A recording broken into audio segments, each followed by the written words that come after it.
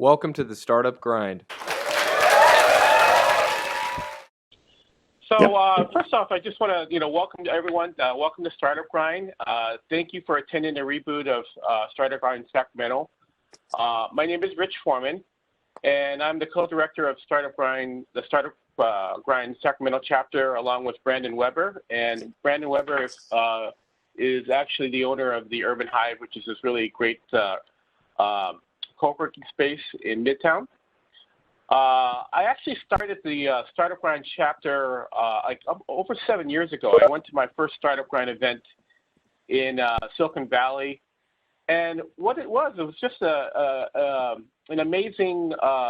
It was an amazing experience. It was really a global community of entrepreneurs, and there's a number of entrepreneurs here today, and it's a lonely journey. And there's times when you encounter some headway, and you feel like you're basically beating your head against the wall. And as a community, we can really support each other. So from my experience, personal experience as being an entrepreneur, I've had other entrepreneurs look at my site and give me advice on SEO. I am an app developer, so I would also give, I'm happy to give advice to other startups on what they should do if they want to develop an app for their startup. So, as a community, you're not alone, and we're trying to make it so that we all support each other. Startup Grind actually has a network of 2 million entrepreneurs. We are in over 600 cities. We've been in places like Moscow, the Gaza Strip, Tel Aviv, Tehran, and we're in over 125 countries. And we are a global community, and I'll give an example. I had to do a project where I needed to contact someone in Chicago. So what I did was I contacted the Chicago Startup Grind director there, and I needed to reach a certain person. He actually knew that person, and actually arranged for me to be able to talk to, have a half-hour interview with that person for this project I was working on. And conversely, I've had other Startup Grind directors contact me because someone from their community was headed to the Sacramento area. They wanted me to, maybe, meet with them and give them the layout of, give them the local layout. So as a community, Startup Grind has a fairly large reach. Our mission is to give startups everywhere the education, opportunities, and access they need to build, grow, and scale the company. I'm actually proud to say that we've had a couple situations. There was a biotech company in Davis, and one of my presenters was, I can't think of his name now. Laura, who's the, I'm going blank on it. He's the founder of, he's the president of the Sac Republic. I'm going blank on his name. So I want to say Ken something. But anyway, he met Kevin Nagel. Yeah, Kevin Nagel. Kevin Nagel. Yeah, so Kevin Nagel has actually sold his company for like $2 billion. He's the owner of the Sac Republic. And he met with a startup at an event they had in Davis, and actually led the round for they had a $2 million funding round. So, we've had some successes locally here. And then I'll just also say that because of Startup Grind, someone reached out to me from my past company, and I developed an app for them.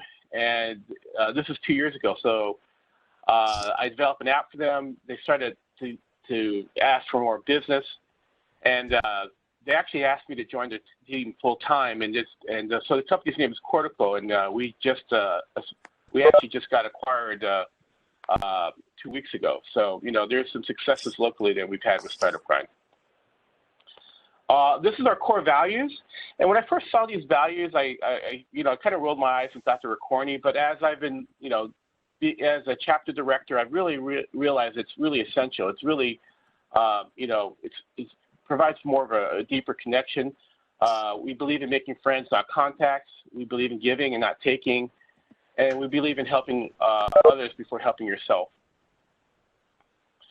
So with that, I am going to give a little bit of time for Laura Good, who is the Sacramento area startup den mother. So Laura, you want to say a few words? Yep, can hear you. Yes. Okay. Thanks. Yeah. So I'm not that used to WebEx, so I'll see how I can do here. Name's Laura Good. I'm the co-founder of Startup SAC. And one of the things we do is we keep track of everything that's going on in the Sacramento region that might be of interest to startup founders.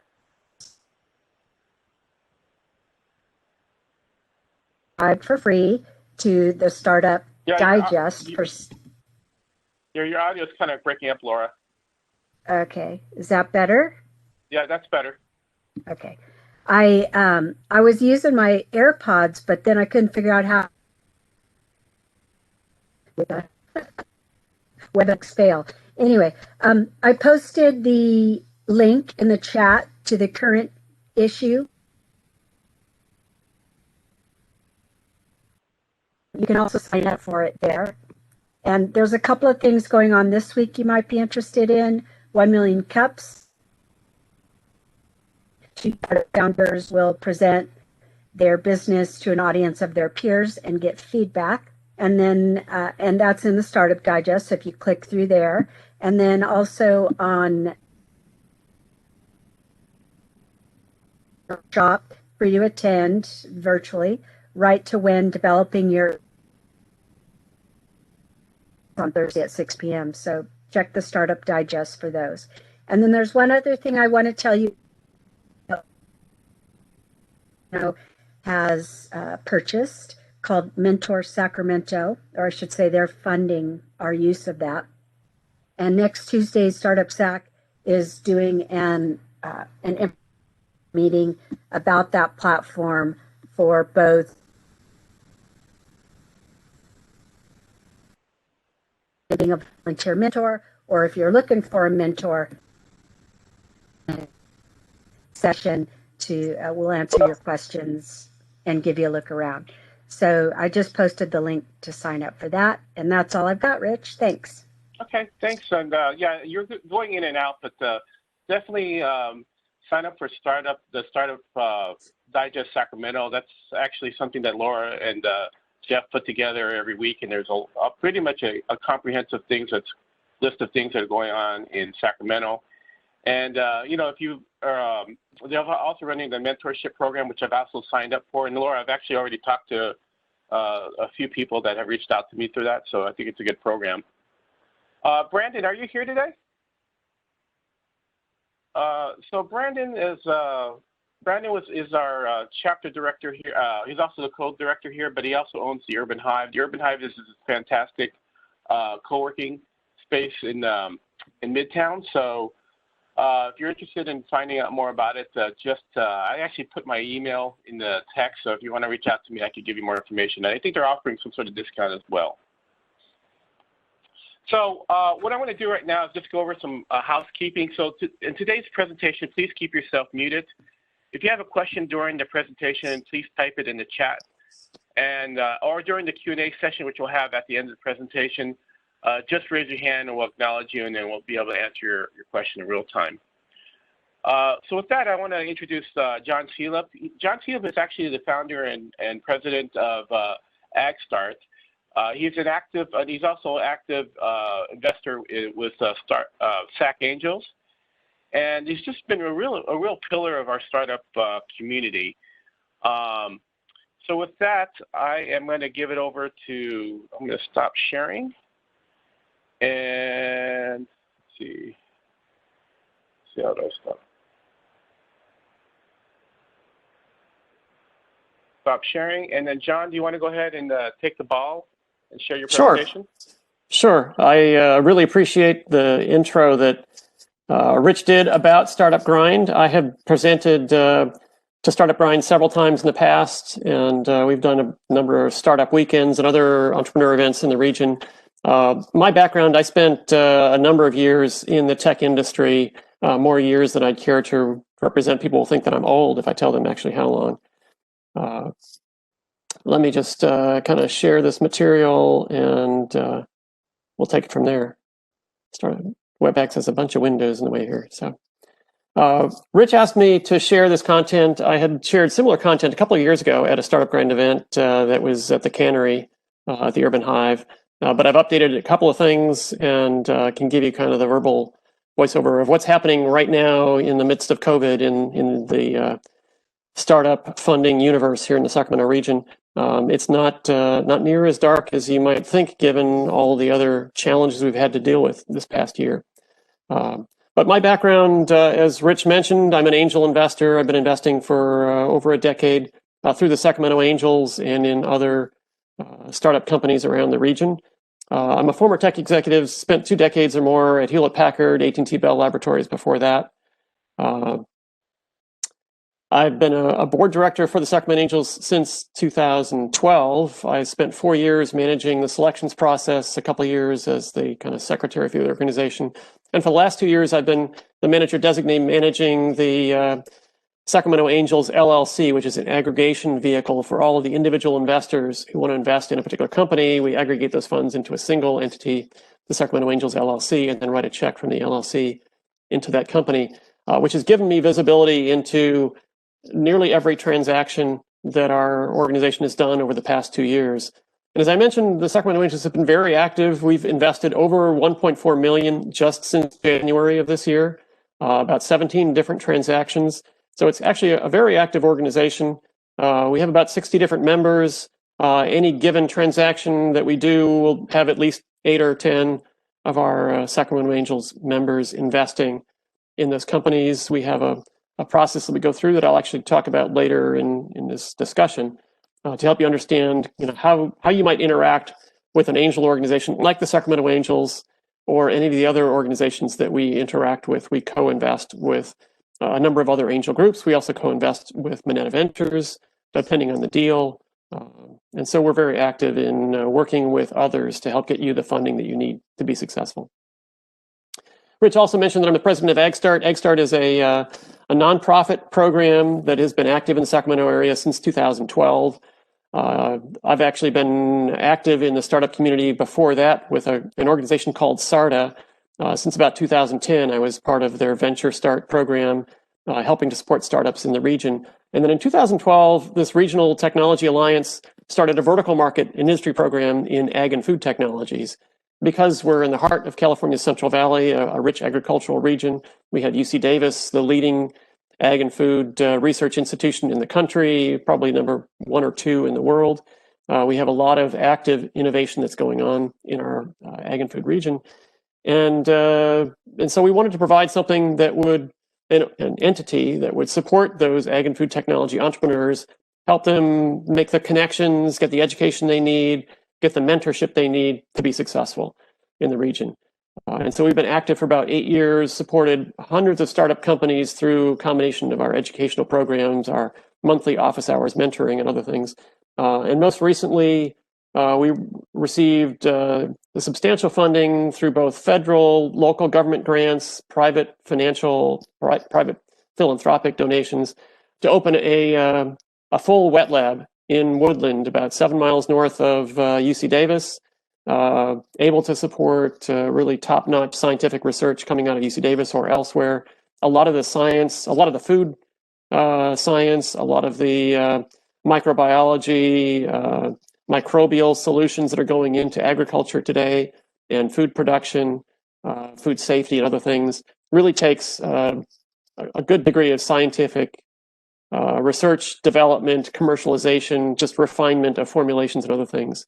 And there's been a lack of capacity for wet lab based commercialization in our region. And so we're looking to make a significant addition to the region. We have 3 smaller wet lab facilities that are supported throughout the region. We're going to add a significant chunk of additional capacity, probably in the March timeframe, about 2.5 months from now, March of 2021.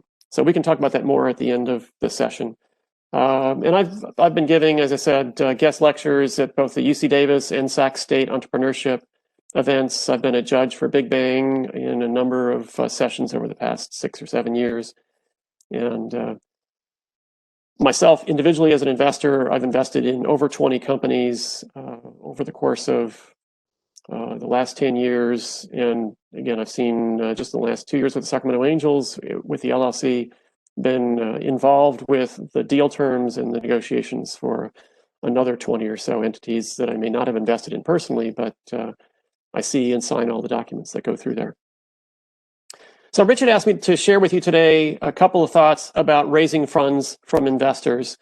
And I'm going to leverage some materials that I've pulled together from a number of other sources. I'm going to cover the financial life of a startup. For most of you who are entrepreneurs in the trenches, this might seem like a review, but it's good to kind of get the grounding on exactly what it is and why you're looking to raise funds from outside investors. The next element I'm going to talk about is understanding who your investors are. There are different types of investors, from individual angels or super angels that know a particular industry very well, organized angel groups like the Sacramento Angels, and then venture capital investors like Bonetta Ventures.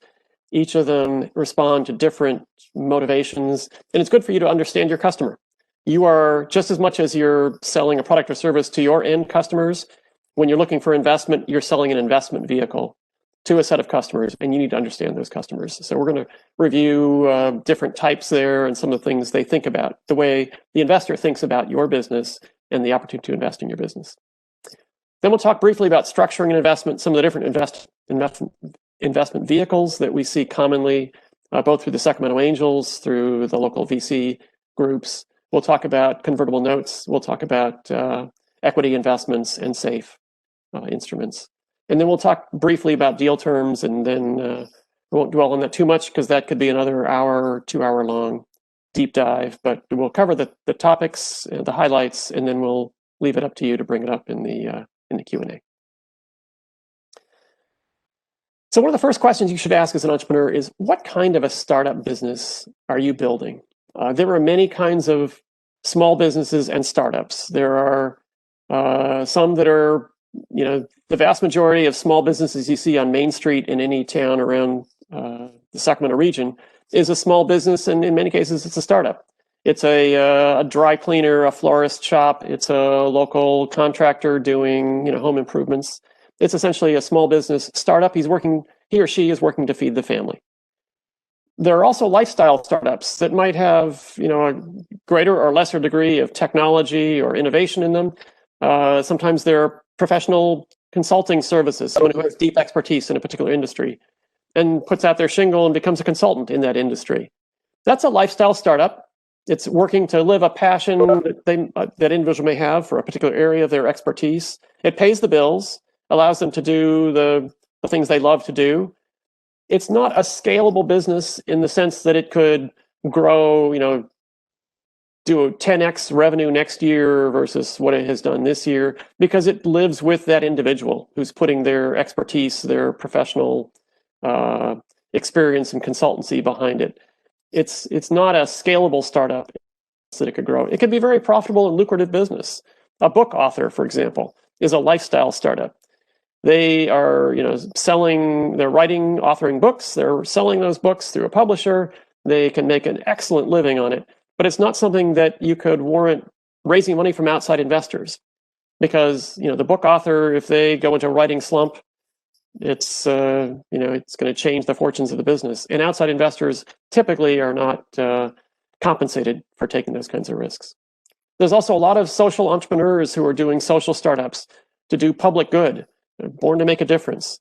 And again, excellent. There's nothing you can say negative about that, but it's not the kind of startup that's going to generate a return for investors. And so they have to go about their business, their entrepreneurship, in a different way. There are two kinds of startups that attract money from investors. One is buyable startups, where they are creating a repeatable business model that can be sold to a larger company. It's kind of born to flip. And then there's the scalable startups that can grow to be extremely large. The unicorns that you hear talked about. Very often, companies don't grow to unicorn size that attractive. They can be purchased. They can be acquired by a larger entity, even well before they become $1 billion entity. But most entrepreneurs have a vision. If they're looking for something that can be very, very big, they want to be able to see that clear line of sight to how could I be a standalone $1 billion business. and they'll look for funding from investors to get them to that point. And again, they and their investors may never finish that journey. The billion-dollar entity that they create may be acquired and grown to that billion-dollar size by a larger company that acquires them. But in either case, both the entrepreneur and their outside investors can make a significant, can create significant wealth in that fashion. And then the last type is large company startups, where it may be a large established business that's having to pivot because dramatic things have happened. This year in COVID, we've seen a lot of large established businesses have to pivot rapidly to keep their business alive, or at least hunker down to survive a rather extended period. You look at hospitality, entertainment, sports industries. They've had to make dramatic shifts in their business model to be able to survive. But those businesses have financial resources and perhaps a cash flow cushion that they've accumulated over previous years to get through that. Most startups don't have anywhere near that cushion to survive. If you're a scalable startup, those are the kinds of startups I'm going to focus the rest of my presentation to talk about, because those are the startups that really warrant going to outside investors and looking for venture-style investment. You can get an outside, a silent partner for a small restaurant business, a small business startup, but that's a different kind of investor, and they're looking for a different kind of return than if you're a startup, a highly scaled, high growth, fast growing startup. So what is a startup? A quick definition. Steve Blank is well known in the startup entrepreneurial world. His definition is a startup is a temporary organization designed to search for a repeatable business model. The emphasis is on temporary and searching. A large company is a permanent organization that has already found a repeatable business model and is looking to efficiently execute that as best they can. There are very, very large differences in terms of the financial resources available to large companies versus small companies, temporary organizations that don't have a fixed cushion of capital to fall back on. A typical startup goes through a journey, a trajectory that starts with formulating their business model. Often it's the idea generation, talking to customers. I can't emphasize enough. Talk to your customers, talk to the partners, talk to the audiences that you expect your business to serve, because that's the truest way to make sure that your business is targeting something meaningful to those customers, something they're willing to pay money for. And then after talking to the customers and formulating your idea of business model, you want to create a prototype, a proof of concept, and then take it back and talk to customers and show them that proof of concept. You might do a customer pilot. So you take something that can actually be implemented out in the field, either literally or figuratively, and take those to customers. And again, have the customer pilot your technology and see if that addresses their need. In none of these three phases can you look at significant revenue from your product or service. Only when you have a couple of successful customer pilots, you're convinced, okay, this is something that is repeatable and I can really launch this and put a lot of marketing dollars behind it. You may have a commercial launch that introduces this product or service to a broader audience of customers. And that, for most businesses, is where the first revenue starts. Once they've launched their product, then you go into business expansion. It takes additional capital, additional sales forces, additional marketing emphasis, or ad buys on Google Words or Facebook or others, and then you might have further scale up and expansion. And potentially at that point you're an established business, or you find some larger company that really takes a liking to your business and wants to buy it out and make it part of their business. The challenge in terms of a financial trajectory is the expenses start right here when you're talking to customers. You're not working your day job at some other business. You're not getting a salary there, and you've got expenses. So even if you're not paying other people, you've got living expenses that are not being covered. It's a long path. It can be, in some cases, several years before you have a refined product, a formulation of either an application for agriculture, or if it's a healthcare therapeutic or some sort of device, healthcare medical device. It can be multiple years going through FDA approvals and everything else before you have a product ready for commercial launch. And for most startups, this is where the repeatable revenue starts. We were talking before this pitch about, is it possible to raise money from your customers? We'll talk about it later. But if you can sell a customer pilot. They have a paid pilot from customers that starts the revenue earlier. It just shortens that gap that you have to fill while you're building your business. For most companies, they need to raise funds from outside parties to fill this financing gap to get to their first repeatable revenue. And there's many types of funding sources. This is the slide I talked about earlier. Customer revenue, it's the best source of capital. If you've got a service you can sell. I've seen companies that fund themselves with customers doing consulting in the early phases while they're working on getting their product out. Customers are willing to pay for their expertise and their understanding of a particular problem area that's important to that customer. And then the company uses those funds to develop the product and then launches the product that they can then scale. It's hard to sell consulting and scale that from one customer this year to 10 customers next year and 100 customers the following year. Again, it's kind of a personal services, an hour in front of a customer is an hour you're not spending in front of the next customer. But if you have a product, a packaged product that you can manufacture by the hundreds or thousands, you can dramatically scale your business. So perhaps customer revenue through consulting can fund the first few years of formulating your product. And then to launch the product, you may need to get other sources. And then you're back into, now I'm funding my business on customer revenue because I've launched my product commercially and I'm off and running. The three types of funding sources, if you can't rely on customer revenue, are grants, debt, or equity.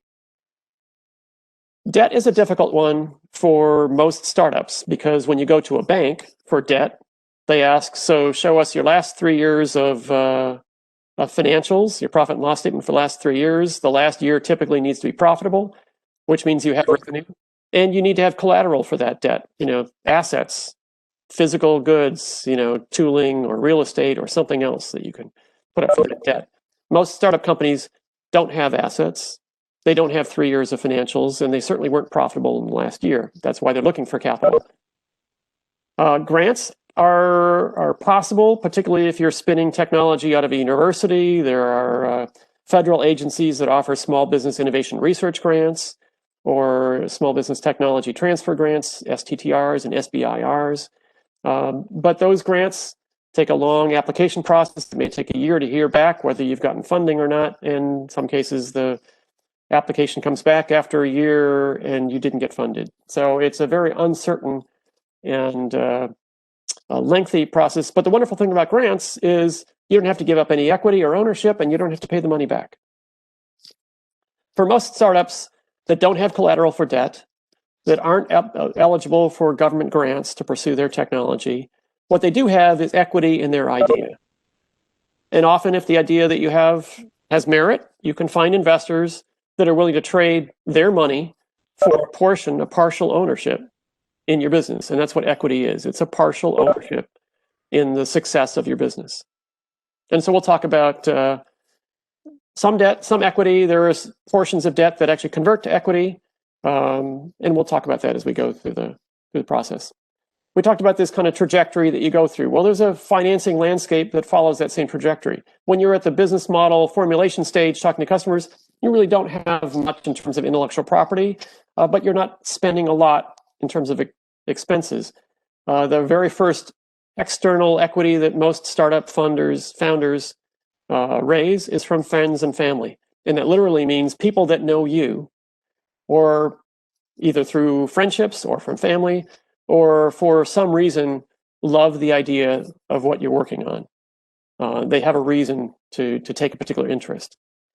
And often friends and family can get a startup company if their startup expenses are not great, are not significant. If it's a software product, a web app or something, you can get tremendously far today with the tools and the productivity that's out there. You can actually get a mock-up and you can even launch a web product without a lot of external funding to get at least a proof of concept out there. And friends and family are great at getting to that point.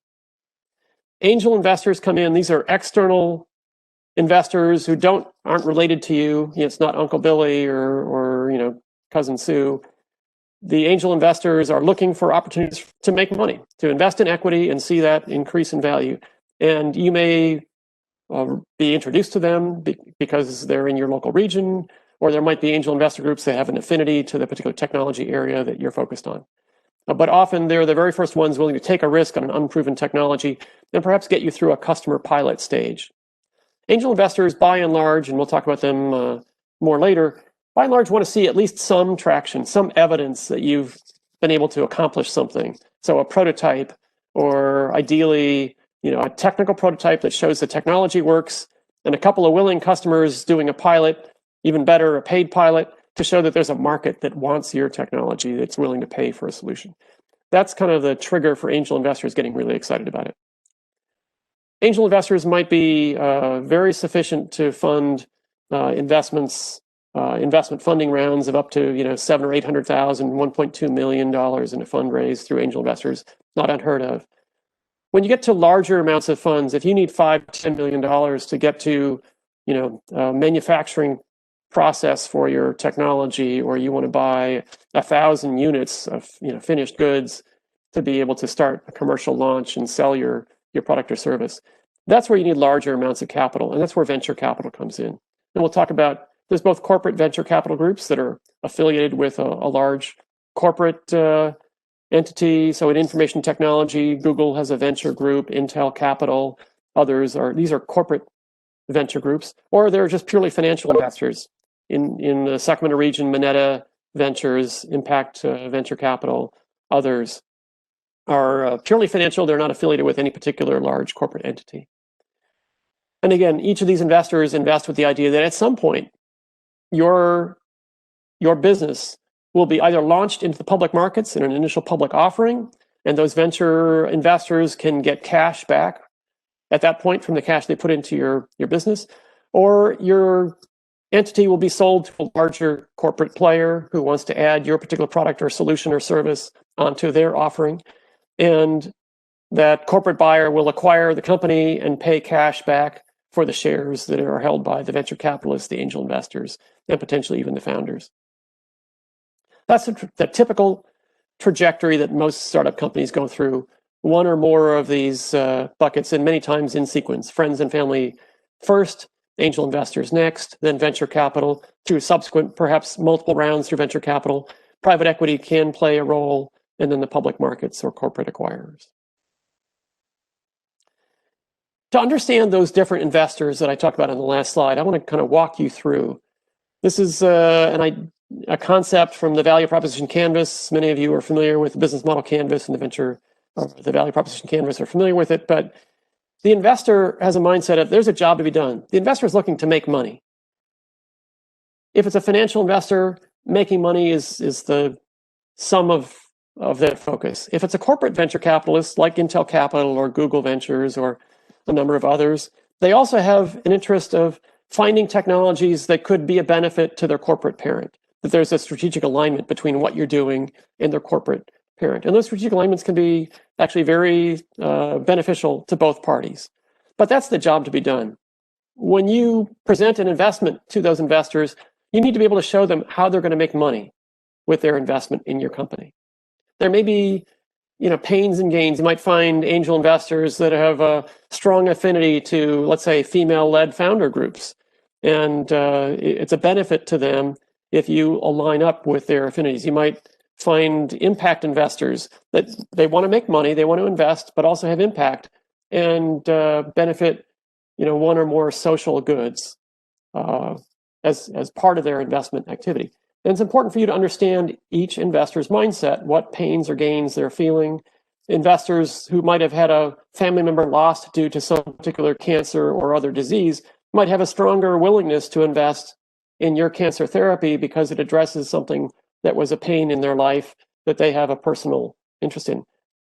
Don't make the mistake of feeling that every investor is the same, whitewashed, plain vanilla, generic investor. Every investor is unique. Every investor has a set of experiences and perceptions. And the more you understand about that specific investor or investor group, the better you'll be able to show how your investment value proposition matches their interests. This may sound like just basic material, but this is how investors make money. They purchase stock at a certain price and they sell it for more. And you may think this is simplistic, but I'm going to circle back to this later and you'll realize that what an investor pays for your stock may not be apparent when they first make their first investment in your company. And what their future price for selling that stock might be, again, is very uncertain. And so they're making investments on the promise that at some point they'll be able to sell the stock for more than they paid for it and make a gain. But that may come, many moons later in time and several generations of investment beyond what they see. This is an example of an investor portfolio. This was kind of genericized. This is out of some research. You can see the references at the bottom of the slide. And I'll make this slide deck available to Rich to distribute later. But Robert Wiltbank has done a tremendous amount of research on behalf of the Angel Capital Association, of which our Sacramento Angel Group is a part of, and many, many angel groups around the country are part of the Angel Capital Association. Some research he did looking at a number of portfolios, over 1,000 exits from different angel investor portfolios. And what he discovered was that over half, not just half, but over half of the angel investments that these angel investors make lost them money.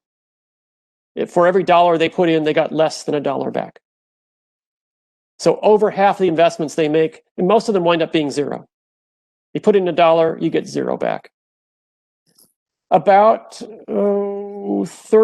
to 35% of their investments returned, those angel investments returned 1 to 5x. So for $100 the angel investors put in, 5 years later, they might get $100 back. It's dollar for dollar. That's a 1x return. 5x means I put in $100, I got $500 back after, again, some period of time. What really makes the difference for angel investors is this little tail way up here. If 10% of my investments yield a 10x return, the simple math, a 10x return for 1/10 of my investments pays for all of my investments in all of these portfolio companies. And then anything else I get back is, that's the upside. So I can afford to lose money on half the investments I make, as long as I can get a 10x return on at least one of the 10, and maybe a 5 to 10x on a few, and maybe a 1 to 5x on the remainder. This is the economics. So it really is a home run business. Yes, I'll get 0 on half the investments, but if I make a home run on a few, that pays for all the losses that I've made to date.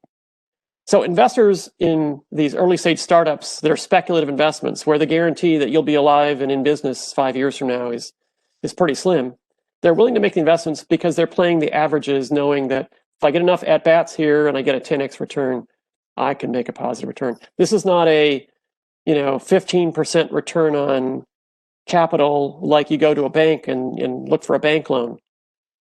The banks don't necessarily lose money on more than a few percentage of the companies that they provide loans to. So they can look at I'll get an average 10%, 15% return on a loan that I make. I might have to reserve maybe 3% loan loss reserve because only 3% of the investments I make lose money. So banks have a completely different point of view. Investors in early stage startup companies have a 53%, 52% loss reserve. That would kill any bank. Any bank that saw this would run away screaming.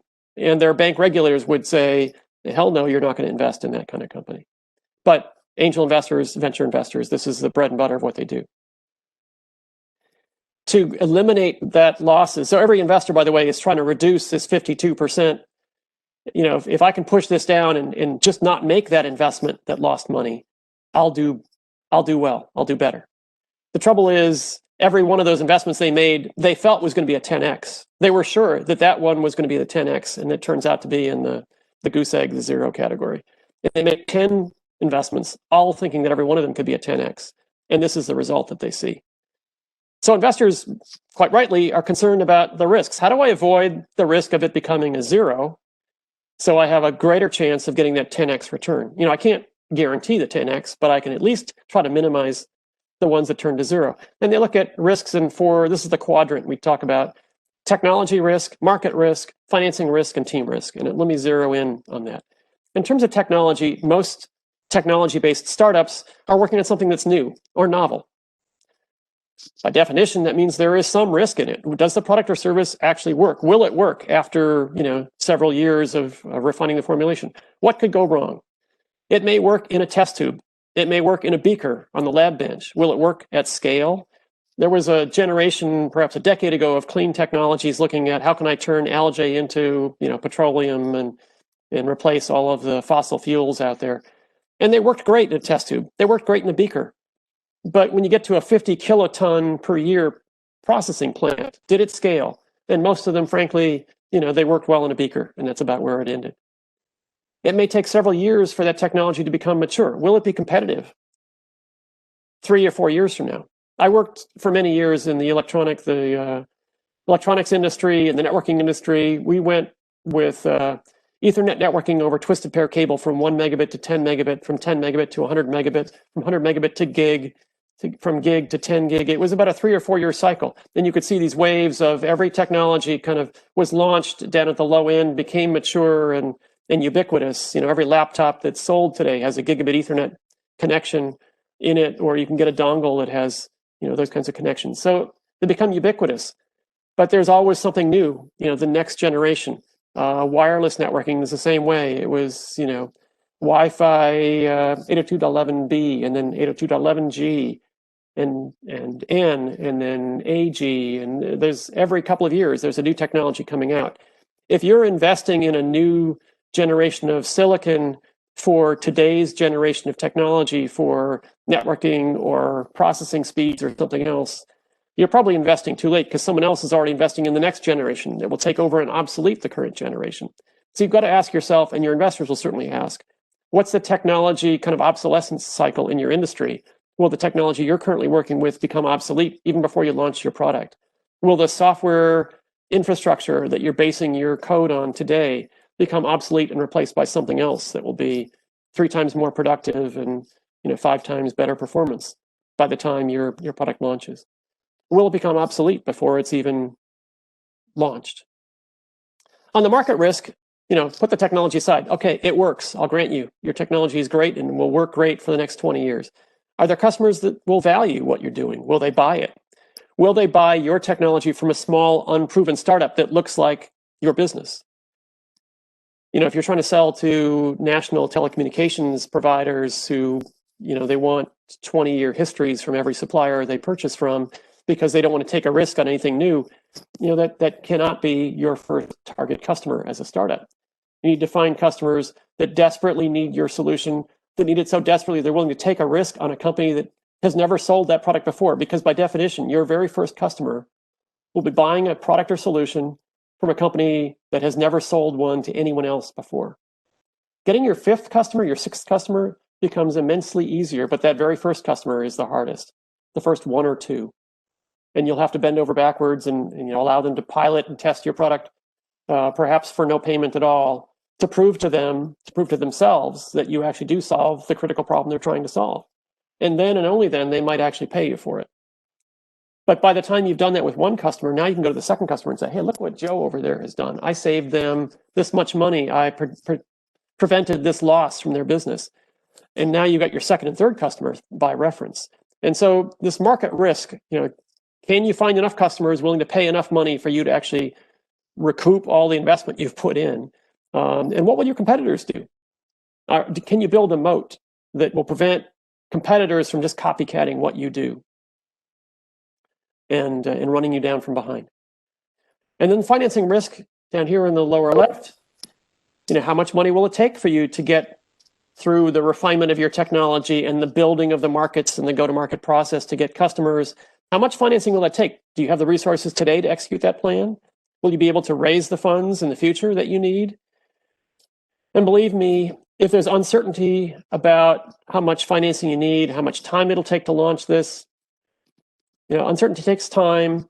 Time equals money, because you've got a burn rate every month you're operating, you're burning money. So if it's uncertain time frame, it's uncertain, you'll need more money, and more money means more equity in your business that you'll have to sell to investors to be able to finance that business. And if you have to sell too much of your equity to finance the business, then your initial investors will look carefully and then walk away because they realize there may not be enough equity to raise enough money to get your business off the ground. Investors love businesses where they write one check and you can see your way through to break even, cash flow break even on the investment that they're writing, because then you have no dependency on future financing. back in the early days of healthcare therapeutics, it would take 7 years to take a new therapeutic through all the FDA cycles, and then that startup company in some cancer treatment or therapy would start to make their first dollar of revenue. That was just death for angel investors or even VC investors. Nobody can wait 7 years for an uncertain return and then have things fail in their last clinical trial. Fortunately, I think industries have moved to the point where the timelines are shorter. Major pharmaceutical companies will come in earlier in that cycle, and the major pharmaceutical companies will fund the clinical trials because they're so eager to get these new solutions into their own portfolios. So that reduces some of the financing risk, but it's still a question that every investor will ask. The last risk is the team risk. We as investors see who you are and your management team today, but we want to understand, will that management team be able to stay together? Will you be able to recruit the additional talent that you need to get from where you are today to a full nationwide launch with customer service and reverse logistics for customer returns if you have a product business? These are things that you won't have as a startup, but as you scale and grow your business, you will have to have. And the question is, can you recruit the talent that you'll need? Can you recruit the level and the quality of talent that you need? And can that team stay together and work together long enough for the investor to get a return on their investment? Again, these are all the questions that investors have. Another way to look at this is, as you go through that trajectory of having an idea, you've got a first pass, on paper through your business model canvas that you're writing, you've identified a compelling customer need, you think you have an opportunity. As you mature in your business, you'll know you have an opportunity. And as you start to deliver that to your customers, you can prove through customer sales and showing the uptick in terms of customers adopting your application on the web that you do have an opportunity and you can make money with that. This investment readiness kind of barometer is something that maps very well to the financing trajectory. When you first have that conversation with customers, you're really at the idea stage. Your investment readiness might be a level 1. And as you get more mature through the cycle, to level 2 or 3, now you're ready to talk to friends and family about actually placing an investment in a serious business proposition. As you get to readiness level 4 or 5, angel investors might be willing to step in. That kind of corresponds to being ready for a customer pilot, a trial of, does your value proposition really deliver something to a customer, and do they like what they get? As you move farther down commercial launch, again, that's where the venture capitalists come in, but they might be looking for a little bit more traction, a little bit more proof that your product actually works, can be delivered in a scalable fashion, in a repeatable fashion, and on and on. So different investors look at and evaluate these risks. Again, this is the same quadrant we talked about earlier. They look at them differently. Some investors have a deep understanding of your particular industry, and they view the technology risk and the market risk associated with your particular industry, whether it's information technology, web applications, game technology, ag and food technologies. There are different investors that are very familiar with the ag and food industry or with the video gaming industry, and they're willing to accept the market risk because they don't perceive it, given their filter, their experiences, they don't perceive it as such a risk. Other investors that have no awareness of the industry that you're trying to target will probably ascribe a pretty high market risk because they frankly don't understand, they're not as confident that you will be able to attract a market there. And so they might assign a high market risk. Other investors may be unfamiliar with your technologies that you're using in delivering your value proposition, your service. And so they might assign a high technology risk, whereas an investor that's very familiar with your area, your domain of technology might have high confidence in the technology and high confidence in your market. And therefore, they might assign a lower risk and be much more willing to write a check to help you achieve your success.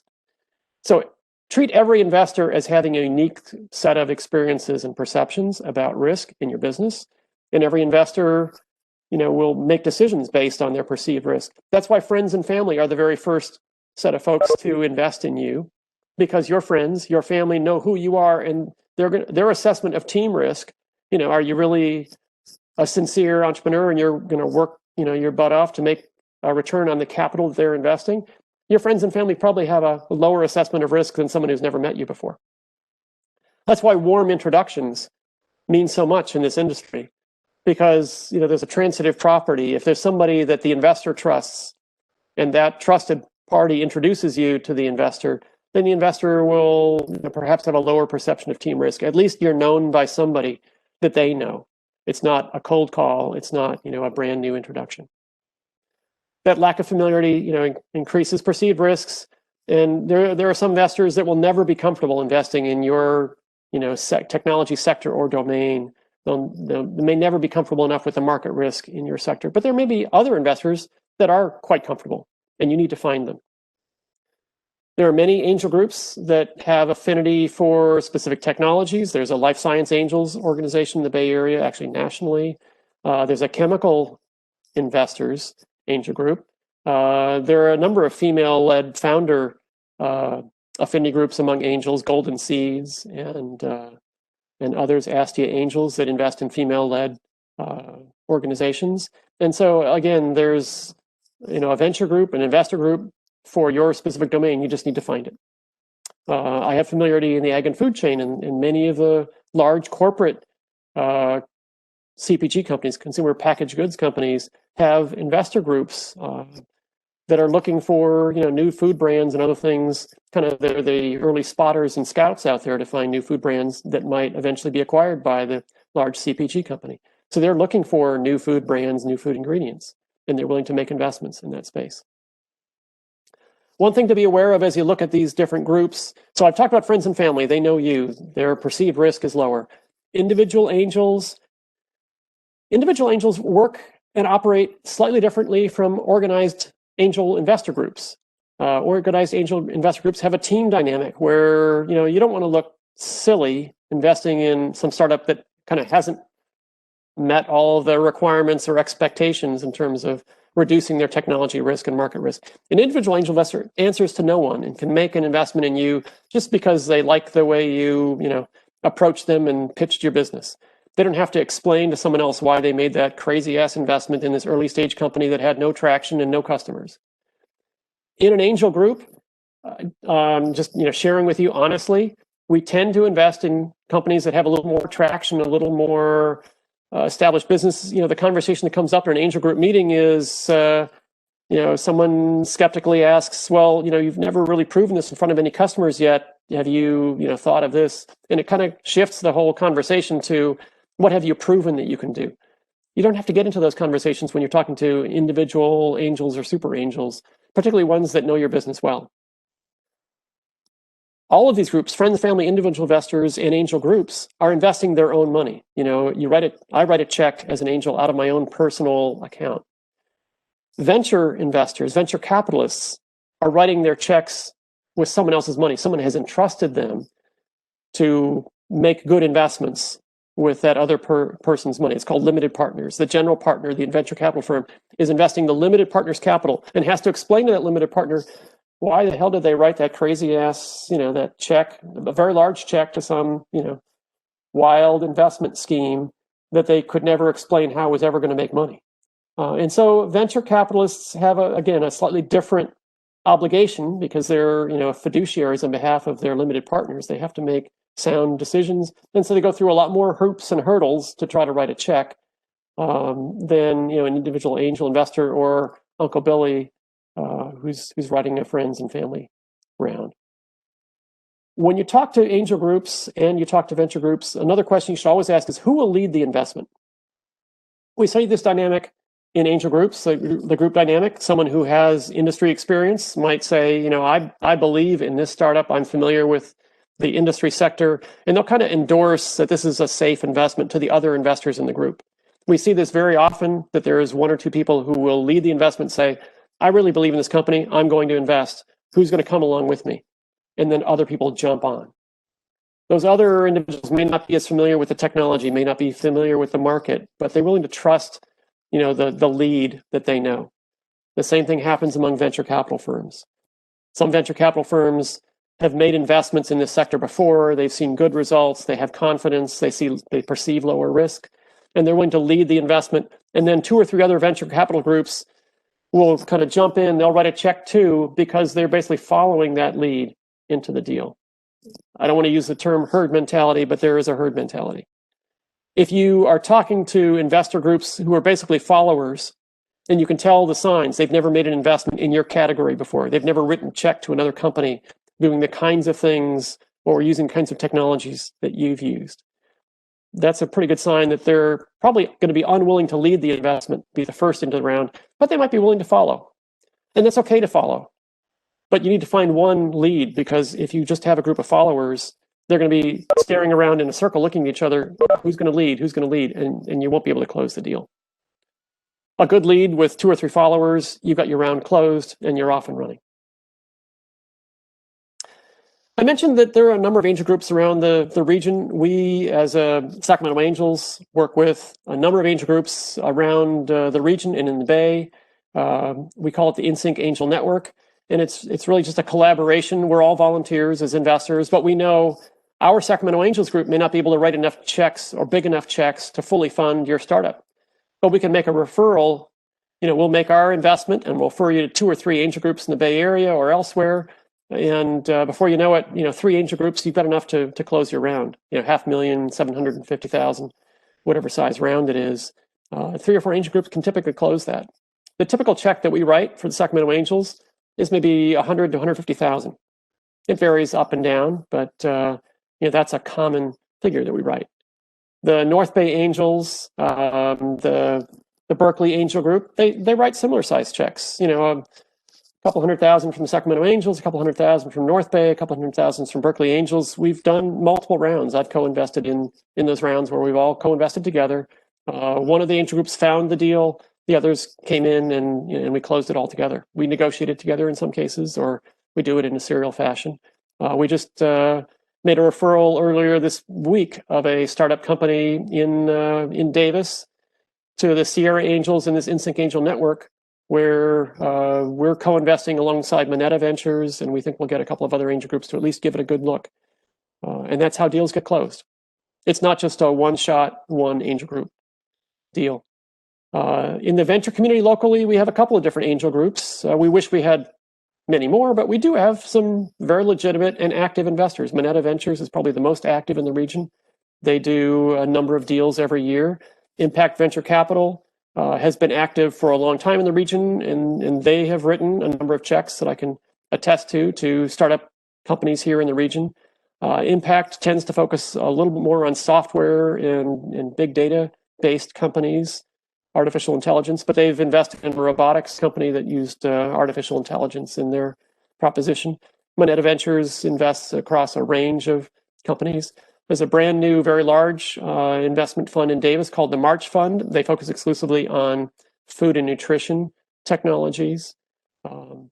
There's another emerging fund, Diversity Ventures, that Mariah Lichtenstern is behind. I think she's in the kind of fundraising mode, but her intention is to be able to support less advantaged populations of entrepreneurs and make sure there's sufficient capital for them to grow and prosper in the region. So there are, again, VC sources, there's angel capital sources, there's friends and family people you know.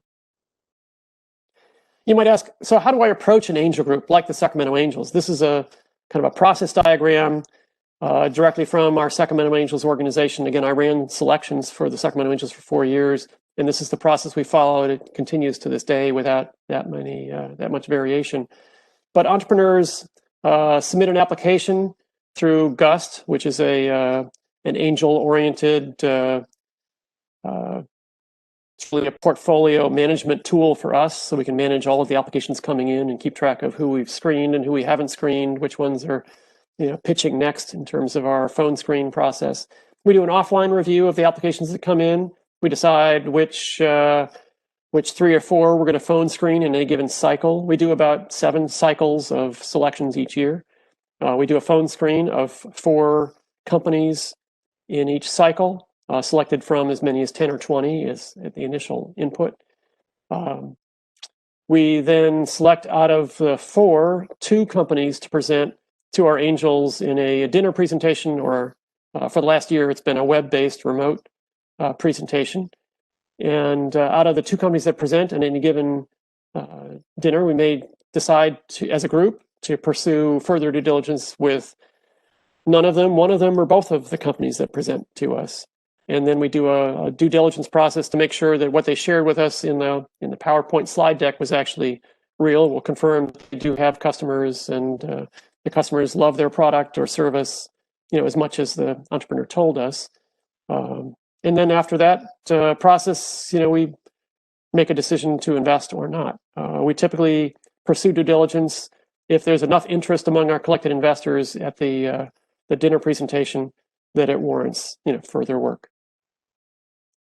Your investor pitch, your slide deck, will probably be seen at least 3 times throughout this process, only one of which will you be face-to-face in front of, or at least, again, with COVID, face-to-face in a Zoom call with our actual investors. The offline review is done based on the power of your deck. You may not even have a voiceover. If your slide deck is promising enough, we'll actually do a phone screen where you have the voiceover.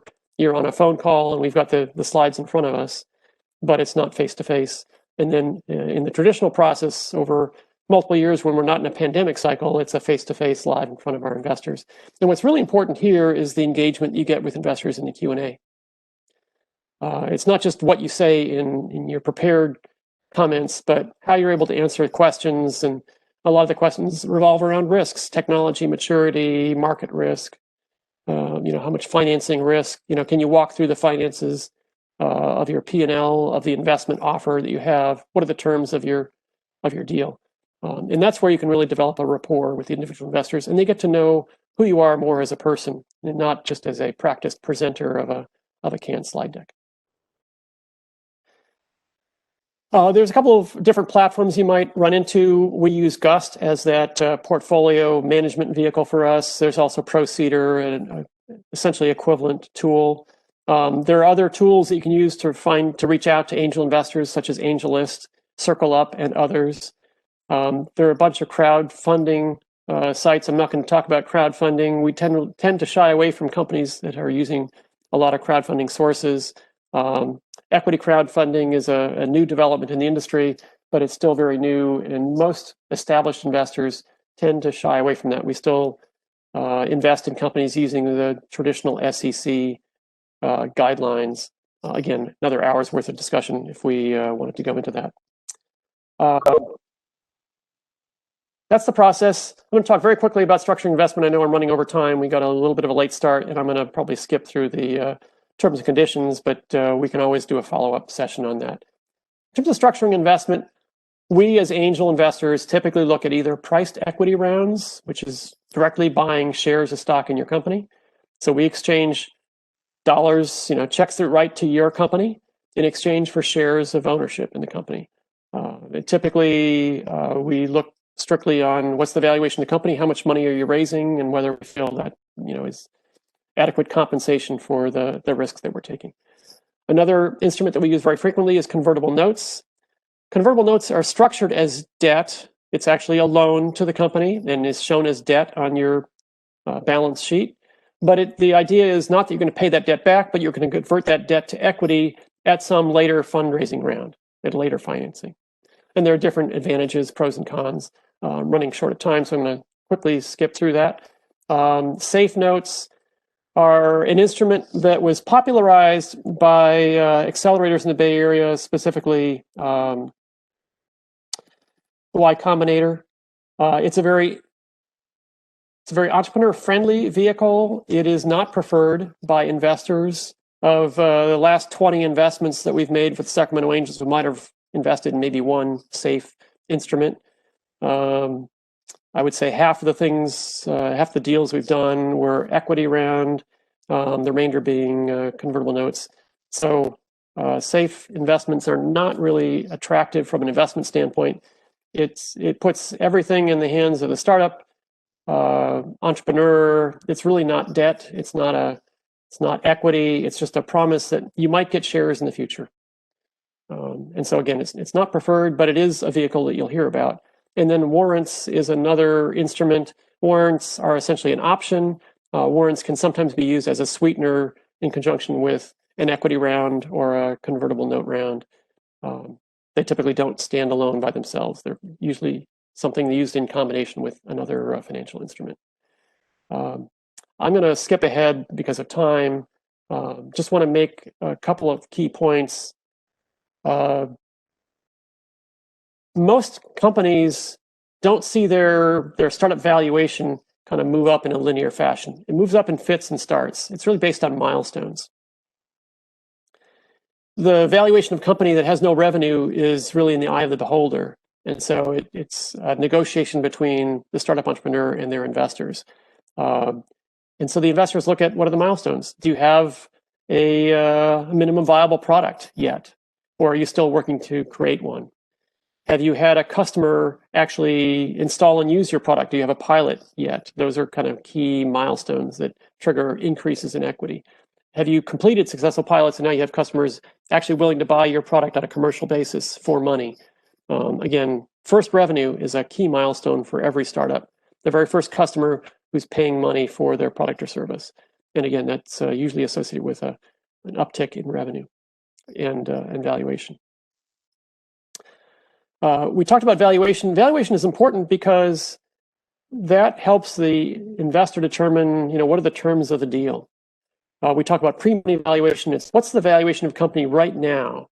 And if your valuation of the company right now is, let's say, $1 million, and I put in $500,000 of more equity in cash, the post-money valuation should be $1.5 million. You got $1 million of your kind of pre-money valuation. I've given you cash. There's no question that $500,000 of cash is worth $500,000.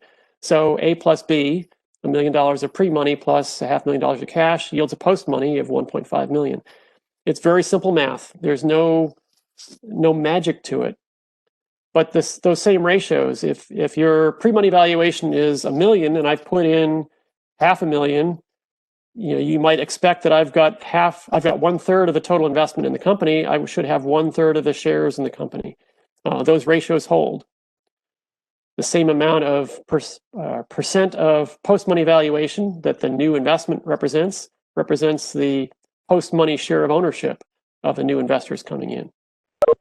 It's very simple math, and the math doesn't lie. So key relationships: the share price for a particular one share of your company is just the division of the new investment coming in times the number of new shares that you issued. That same share price is equal to the pre-money valuation times the amount of shares and equivalent shares that were available before the new investment came in. So the ratio of pre-money valuation and pre-money shares is the same ratio of the new investment and new investment shares. It's the same ratio of post-money valuation and post-money total shares. Those same ratios always hold. And that's the sum total of all the math involved in entrepreneurial finance, but it's a key concept that you and your investors will have to share as you go through the process. Going quickly through, I'll just give you one example. If you had a startup that had let's say 800,000 shares, or 8 million shares. Shares are a nebulous concept. Maybe your total company valuation is worth 400,000. You could have 8 million shares outstanding. That just means that your value per share is 5 cents per share. But let's say you've got a valuation of the company of $400,000, and you want to raise another $100,000 from friends and family. What that looks like is you might raise $100,000 from friends and family. So that means post money, you've got $400,000 here on the right. $400,000 of pre-money, you raise $100,000 from friends and family. Your post-money valuation is $500,000. What that means is that you had 8 million shares to begin with.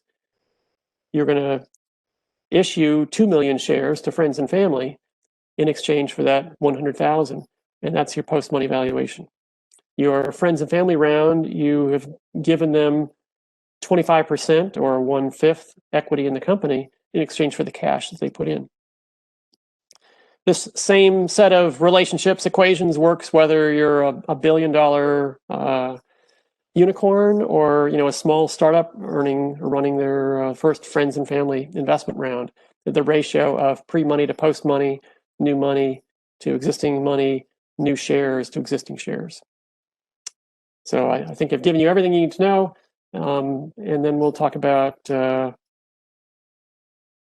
the notes you can read through some of the deal terms you'll be talking about. Just it's good to know the language and the descriptions. And I provide in the notes, here's some good sources of follow-up detail if you want to read more about those kinds of things. I hope I haven't made our hosts too upset that I ran over time, but there was a lot of content that I wanted to make sure we could share. And we'll open it up for any questions.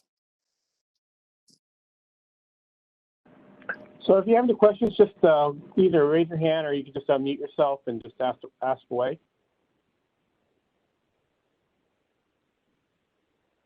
Anybody? I hope I haven't either put people to sleep, or I know I haven't been so thorough and detailed that there are no follow-up questions. No, you did awesome, actually. I actually had a chance to take a few screenshots. I'll save you the money. I'm gonna just send a PDF of this whole slide deck to the team. Awesome. And then... Yes, that was one of my questions. I just had a question regarding just different options. How attractive that of the options that I might have in front of me that might be attractive for potential investors. When creating, I have an option where I'm thinking about to raise capital to purchase property for a project that I'm working on to launch. Sure. The storefront that I'm working on. This project that I'm launching is in a opportunity zone as well. So I was just wondering, have your company or any of your investors have ever invested in any Oz funds, and how do you feel about Oz funds? There are actually a number of investors that are looking for opportunity zone investments because there are special tax benefits those investors can take advantage of by investing in opportunity zones. For most technology-based startups, they don't have those special tax advantages. They may not have any real estate assets. But if you're talking about investing in, purchasing real estate in an opportunity zone, there's a whole range of investors. Actually, some of the Sacramento Angel investors that I know of have been also looking, in addition to looking at technology-based startups, but looking at opportunity zone investments because they really see the benefit of the tax advantages that the opportunity zone creates.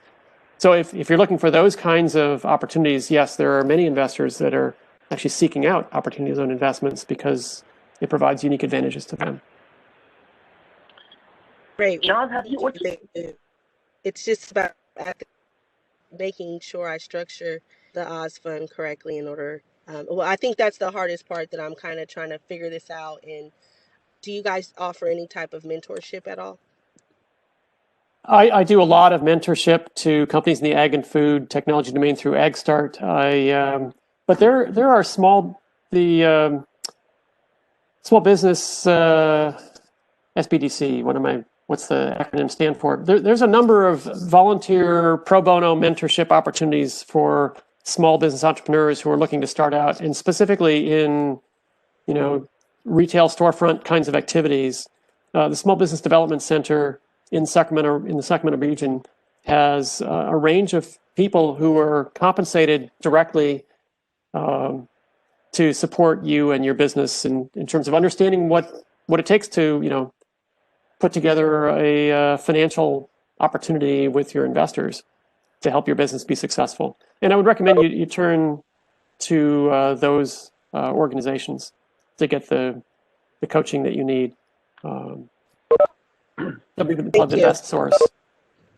Thanks. If you, Rich, do you have contacts with the SBDC? I don't have the contacts top of mind for me, but I certainly have a number of folks that I know work in that organization. Actually, I think Laura actually is going to start she's actually working on a mentorship program. Laura, you want to talk about that? Yeah. Well, first, Laura, can you hear me okay? Yeah, I can hear you now. Okay. I posted the link to the Capital Region SBDC in the chat. And then the other platform that you're talking about, Rich, it's called Mentor Sacramento. It was launched by the city of Sacramento, and we're having an informational meeting about it next Tuesday. And I'll post that information in the chat again. That's perfect. Yeah. I don't want to I don't want to pretend that I know all the nuances of the opportunity zone, tax consequences and benefits, et cetera. So it's best you get the advice from someone who really does know that detail. Great. Hey, Well, it's John, good what's that the that your investors are, you guys are actually, know about the opportunity zone funds and. Perfect. There's no such thing as venture investors who don't also have a whole portfolio of other investments that they've made. None of our angel members invest exclusively in startup companies. We're only playing with that small speculative portion of our investment portfolio in these early stage startup companies. Most of us have, plenty of other investments in traditional equity or real estate or other kinds of things as well. The more kind of safe investment portfolio. None of us have more than, or should have more than 10 or 15% of our total investment in these speculative early stage startup companies. Just wouldn't make sense. So yeah, we're very familiar with and at least know the language about real estate, opportunity zone, and other kinds of things. But it's best for you, for your advice, to get professional guidance on that. There was another person who was, I think, trying to speak up and ask a question as well. John, I do have a question. What's what's the biggest mistake you see when startups, start raising fund when they start doing fundraising?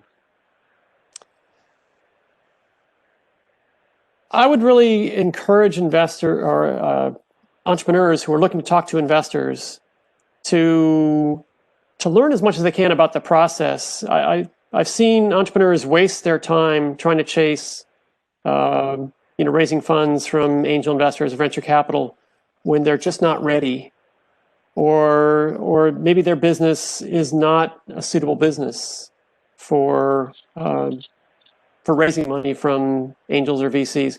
For example, when I was running selections for the Sacramento Angels, and we're looking for highly scalable, high growth startups, we had applications from folks who were looking to open a storefront, furniture store, a single location boutique furniture store. Those are not the kinds of investments that warrant, venture investment. And so it would be a waste of time, both for the entrepreneur and for us, to have that engagement. So I'd really encourage entrepreneurs to understand, what it is that they're looking to put together, get advice, get mentorship. But before you go and talk to actual investors, at least be conscious enough to use the right terminology to approach people for whom it's a good fit. It's okay to talk to someone and have them say, well, given that we've never invested in that particular domain before, we may not be the best fit. But at least you've gotten close. But just kind of shotgunning, let's talk to any investor I can about what we're doing. You're not really using your time the most productively, and you're not using the investor's time most productively.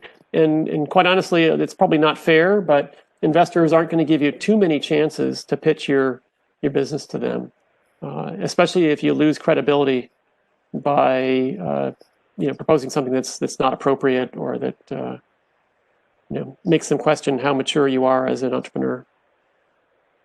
The worst thing you can do is lie to an investor, and we've had plenty of entrepreneurs do that. I mean, you only get one chance to show that you have integrity. Once your credibility gets lost, we're not going to ask you back. It's okay to come in too early. We've had plenty of entrepreneurs come to us, and after several rounds of discussion, we decide, well, this entrepreneur is really too early in our process. We'd love to see them achieve these milestones and then come back and pitch to us again once they've gotten perhaps customer traction or whatever the milestone might be. Many times, especially if they're local entrepreneurs, we hear about them early on. We say, you're not ready yet, but come back when you've achieved this milestone. And then they come back once they've actually made progress, they've made traction, and then we're more than happy to invest. I mentioned we're actually just closing an investment. Laura, good news is quite well. Investment this week of a local entrepreneur in Davis. I first heard them pitch to us as the Sacramento Angels 3 years ago, and they were too early, and we told them that. And I've heard them pitch around the region in some of the other pitch events around the region, over the course of 3 years. And now they're coming back and we're investing, a significant quantity of capital in conjunction with Moneta Ventures. It took them those 3 years to reach the point where they were ready for investment. And they're getting a significant amount of capital locally. And we're also pitching them to our network of angel investors. They may get other investor groups from the Bay Area that we have introduced them to as a result of that. So it's okay pitching too early as long as there's a good fit. And we'll help them and coach them and mentor them through that process until they are ready for investment. And then we'll write checks if they're deserving. Not necessarily not every entrepreneur has the same result, but it does happen. And we're really pleased when we can support a local company and help them through that and help them grow to the point where they're ready and then help them grow and be successful with our investment behind them. Unfortunately, that's not every entrepreneur. I wish it was, but those are the successes that we see. Someone's asking a question? Okay. Yeah, I actually have a question specifically. Should a patent be obtained before you bring it to any angel investors, your business idea, or I'll be honest. I work a full-time job along with doing school full-time, along with Sure. doing development of my app on the side, and operating a business as well. So I'm busy. Sure. But Sure. the app idea, I have a alpha prototype. I have to get to the point where it's transmitting data between the server and the app, but it's there and people are ready to sign on once it's up and going. But should I obtain a patent to further this? So, Jacob, the idea of having a patent for your technology, investors always love to see that you've got at least some defensible moat around your business to prevent competitors from just duplicating what you've got. Depending on what industry sector you're in, patents are very appropriate. If you're in medical therapy or medical devices or other kinds of technologies that lend themselves to patents, having a patent is a great idea if you have that. If your innovation is not necessarily patentable, that's not it's not a rejection of your ability to raise capital, but it's always easier when you do have a patent. In terms of software applications, patents in many cases are not appropriate. Software patents, the laws about software patents have changed a lot over the last several years, but many companies find that patenting something is really not the best way to protect it. It's really more the software code, the source code that you have is copyrighted, and you protect it that way, or it's trade secrets, or other kinds of ways.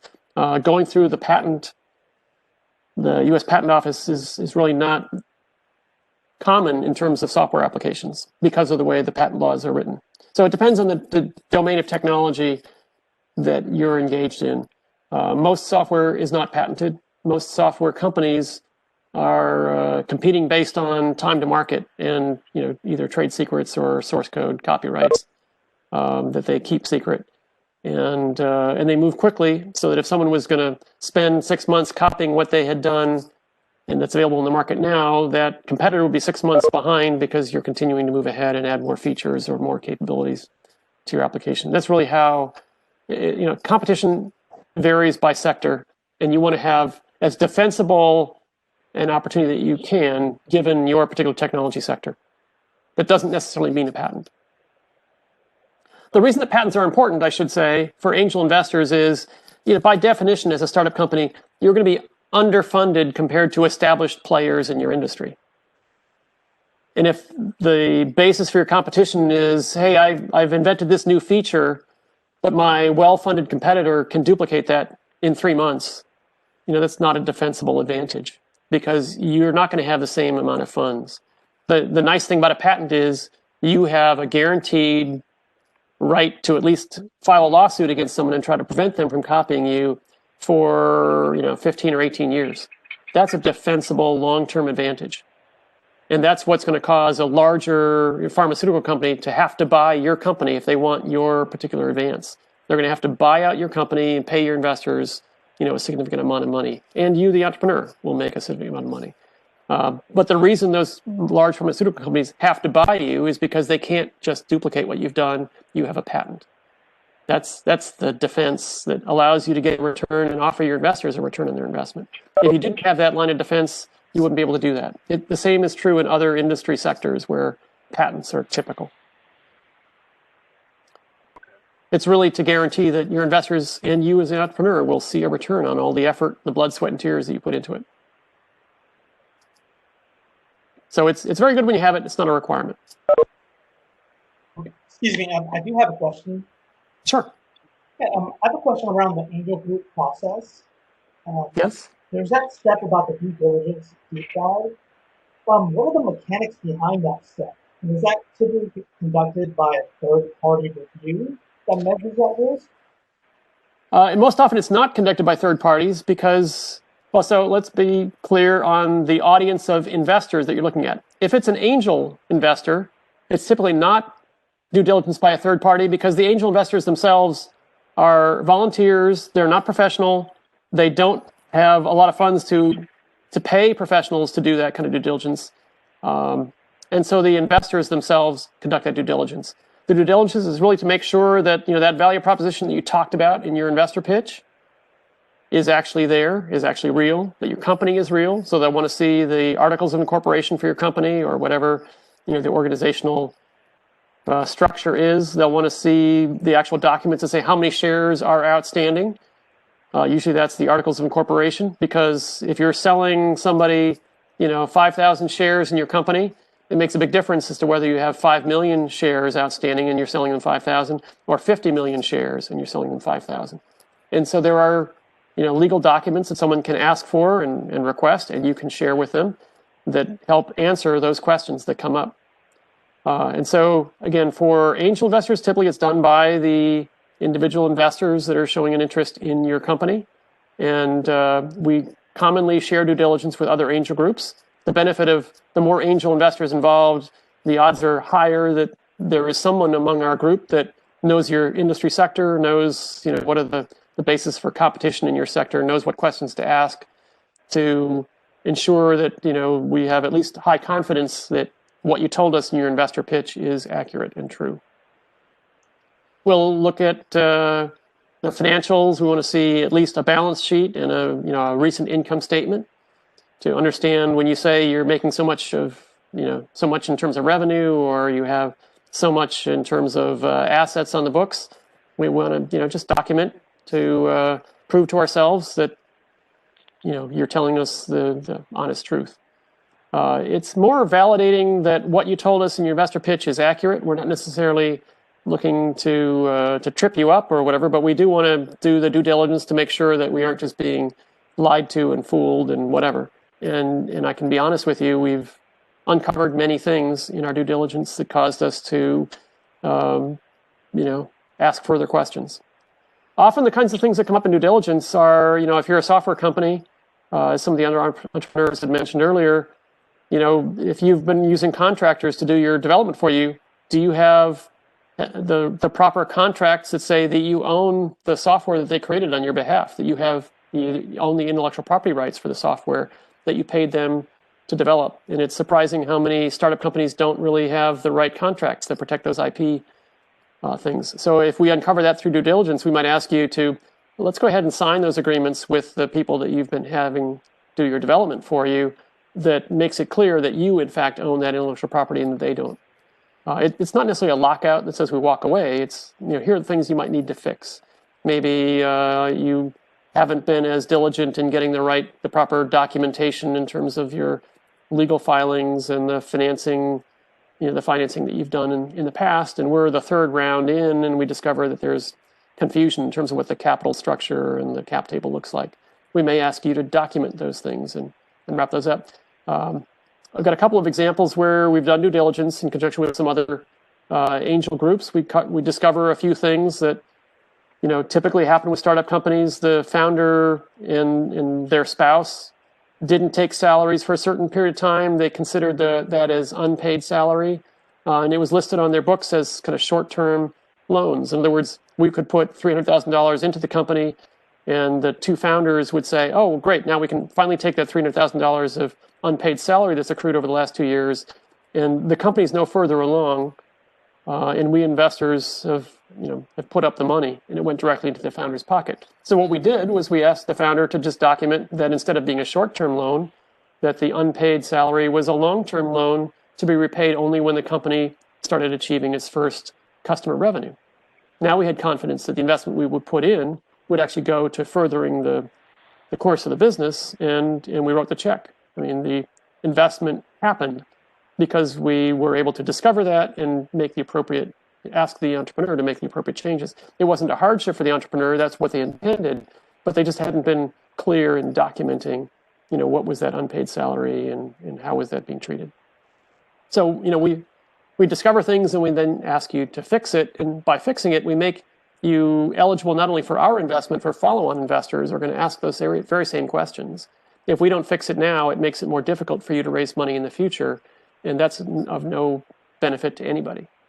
So those are the kinds of things we ask. It's just ensuring that the things you've told us about your market, your product, your customer, your organization are in fact accurate. Many companies, I should add, anticipate that investors will want to see all of those things. And so they create a data room, even as they're starting to engage in their first conversations with investors. They start putting together or assembling a data room that has all of their company organizational documents in one folder, all of their financial agreements with investors, the cap table kinds of information in another folder, all of their contracts with their staff members, contractors, et cetera, documenting intellectual property, assignments, et cetera, in another folder. So it's very easy for them to quickly respond when someone asks those questions. They can say, "Here it is, we've already organized it for you, we're ready to go." And you can't believe just how much credibility that gives you as an entrepreneur to show that you've already thought that through and you have that all anticipated and waiting for your investors to ask the question. You come across as far more competent and on top of things than an investor who might be, in a similar stage of development, but hems and haws and takes 6 months or longer to assemble that same, stack of documents. Today, it's all electronic. It's all on the web. There's really no excuse for not being able to pull all that information together if you're an organized entrepreneur. And if you're not an organized entrepreneur, perhaps investors should ask questions as to whether they want to pursue that. I think we can take one more question if there's any more questions. Okay. All You've right, been very patient with me, Rich. I have to apologize for running well past the original hour, but I hope it was valuable to you and your team.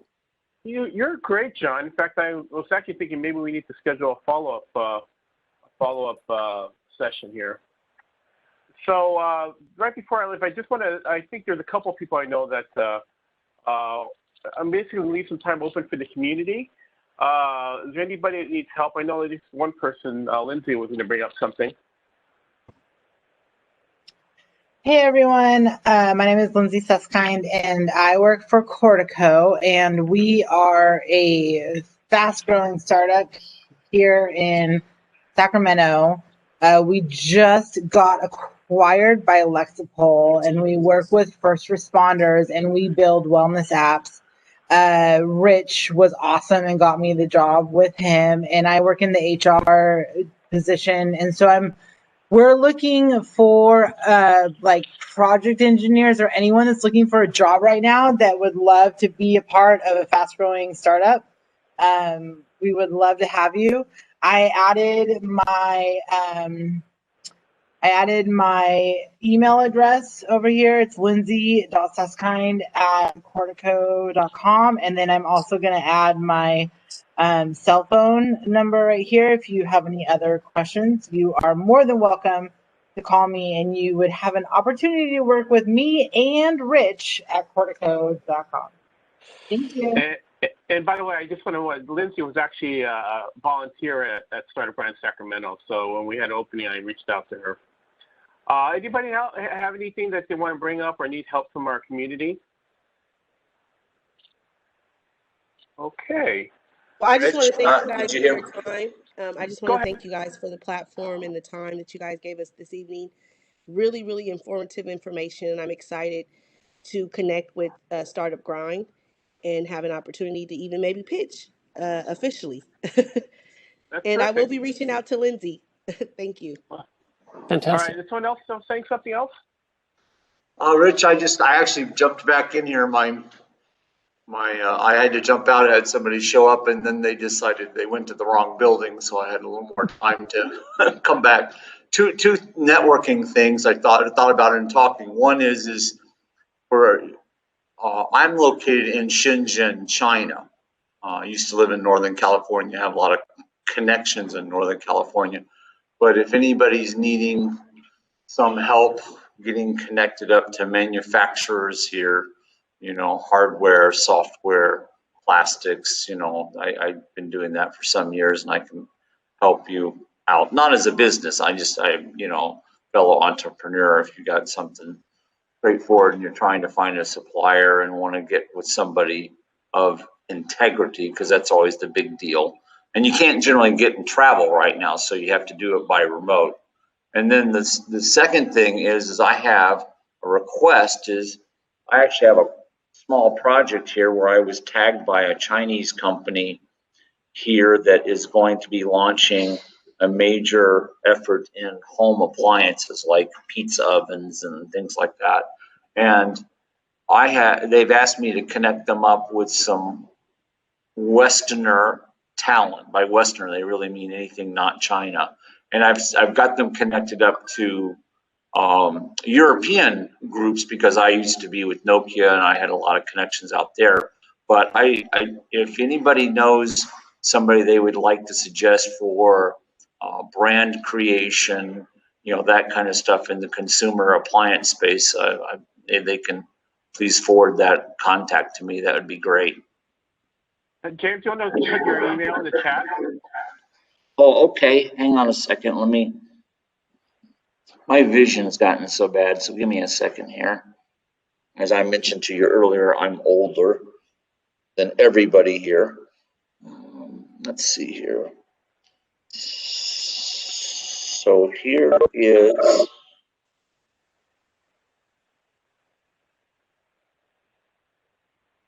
Here you go. Hopefully everybody got that. That's M-R, not underscore, M-R-L, which stands for Most Remarkable Labs. And that's the group Right. that my startup is under. But it's not the net. Okay. All right. All right. So if anybody wants to reach out to James, go ahead. And finally, I just want to show our next two events. In January, we're going to feature Pam Marone, and Pam Marone is quite remarkable. She actually has successfully started two businesses and taking one public, Marone Bio, in actually 2013, so a few years ago. And she actually funded both those projects using friends and family. So she's going to share her system in raising money from friends and family, her technique. And also in February, we're going to feature David Richardson. He's a partner at DLA Piper. Even though he's a lawyer, he's a genuinely nice guy. And he's going to be talking about the top 10 legal startup events. I'm sorry, top legal startup mistakes. I'm sorry, I can't even read my own what's on thing. So yeah, he's going to talk about that. And then I will leave the meeting up for a little bit longer. If you guys, I'm going to put my email again. So if you guys need anything, you can just email direct. Here, I'll put it right now. You can email me directly, and I will do my best to get you in the right, either answer your question or get you in front of someone that can help you out. All right. So with that, thank you for attending today's event. And John, thank you so much for taking the time to present to us and helping our community. And we genuinely appreciate all that you do. And Laura, thank you too, as well as being our startup den mother. So, My pleasure. Hey, Rich, thank you for all that you do to keep Startup Grind Sacramento moving forward. And without you, our ecosystem would not be as strong as it is. Well, thank you, John. And so I'll leave that. Go ahead and you guys can go ahead and disconnect, but I'll leave up the meeting up for a few more minutes. So if anybody needs to take a link or copy a email, I'll leave it up. Okay. So everybody have a great evening, and we'll see you next month. Cheers.